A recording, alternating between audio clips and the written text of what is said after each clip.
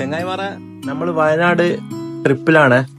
വയനാട്ടിലുള്ള ബന്ധു വീട്ടിലേക്ക് ഒരു ഫാമിലി യാത്രയിലാണ് നമ്മളിപ്പോൾ ഉള്ളത്. നമ്മളെ മനസ്സിലൊരു രോഗം പിടിപെട്ടാല് ഏറ്റവും നല്ലത് ഒരു യാത്ര ചെയ്യലാണ്. ഓരോ യാത്ര ചെയ്യുമ്പോഴും നമുക്ക് പുതിയ പുതിയ കാഴ്ചകളും പുതിയ അനുഭവങ്ങളും ഉണ്ടാവും.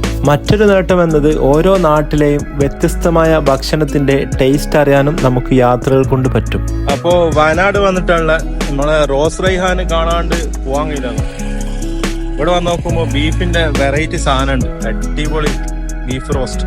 നിങ്ങൾ കുറ്റ്യാടി ചുരം വഴിയാണ് വയനാട് പോകുന്നതെങ്കിൽ വയനാട് എത്തിയപാടു റോസ് റൈഹാൻ എന്ന് പറയുന്ന ഈ ഒരു സ്പോട്ട് ആരും മിസ് ചെയ്യേണ്ട, അടിപൊളിയാണ്.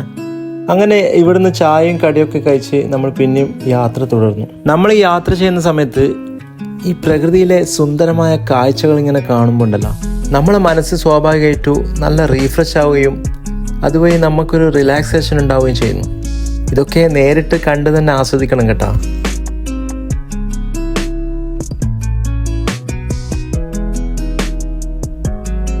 അങ്ങനെ നമ്മൾ ബന്ധുവീട്ടിലെത്തിയ ഇവിടെ എത്തി നോക്കുമ്പോൾ കുട്ടികൾക്കൊക്കെ ഒരു ഉഷാറിങ് വന്ന് അവർ കളിയും ചിരിയൊക്കെ ആയി ഹാപ്പിയായി. ഇനി അടുത്ത സ്റ്റെപ്പ് എന്നത് ഫുഡ് അടി തന്നെയാണ്. അപ്പോൾ ഒരുപാട് വെറൈറ്റി ഐറ്റംസ് ഇവിടെ ഉണ്ടാക്കി വെച്ചിട്ടുണ്ട്. എന്തൊക്കെയാ നമുക്ക് നോക്കാലോ. നമുക്കായിട്ട് ഇവിടെ മെയിൻ ഉണ്ടാക്കി വെച്ചത് ചിക്കൻ മന്തിയും മീൻ ബിരിയാണിയും പിന്നെ മുട്ടമാലയുണ്ട്. അതുപോലെ കുറച്ച് സ്നാക്സ് വേറെ ഉണ്ട് കേട്ടോ.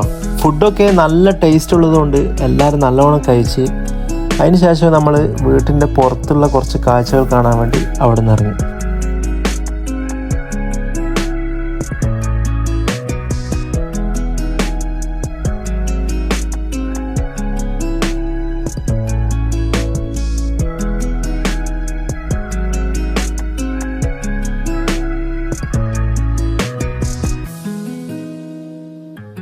പുറത്തുള്ള കാഴ്ചകൾ ഇങ്ങനെ കാണുമ്പോഴാണ് ഒരു ആമ്പൽക്കുളത്തിൻ്റെ കാര്യം ഇവരിങ്ങനെ പറഞ്ഞത്. അപ്പോൾ നമ്മൾ അവിടെയാണെങ്കിൽ ഒരുപാട് ആമ്പൽ പൂവ് നല്ല തിളങ്ങി നിൽക്കുന്നുണ്ടായിരുന്നേ. കാണാൻ എന്ത് ചൊങ്കാന്നറിയോ. അങ്ങനെ അവിടുന്ന് കുറച്ച് ആമ്പൽ പൂവൊക്കെ പറിച്ച് മുന്നോട്ട് പോകുന്ന സമയത്ത് എനിക്ക് ചെറിയൊരു പണി കിട്ടി. എൻ്റെ 2 കാലും ചളിയിൽ പൂണ്ട് പോയി കേട്ടോ. ഇവിടെ ഇങ്ങനെ ഒരു ചതി ഒളിഞ്ഞിട്ടുണ്ടെന്ന് ഒരിക്കൽ പോലും വിചാരിച്ചിട്ടില്ലേനു. അതുകൊണ്ട് ഇനിയെങ്കിലും എല്ലാവരും ഇങ്ങനെയുള്ള സ്ഥലത്ത് പോകുമ്പോൾ വളരെ സൂക്ഷിക്കുക.